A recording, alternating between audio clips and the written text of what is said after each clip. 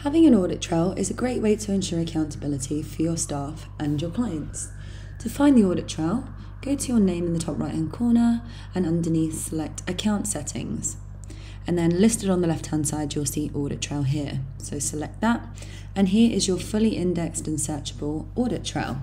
So to find an action or event taken by a user, choose the date range you wish to search. So I'm going to put 1st June to 1st of September. And then you can add and remove these as you wish. So if you wanted to get rid of an event, you just click the X button, and to add it in again, you just select it from the list. You can also search by specific group and by specific user. So if I only want to search by Anna, I'd type her name in, but if I want to search by everyone in the group, I would remove it and select Apply. And this is actions taken by everyone in the group, all the information down to their IP address.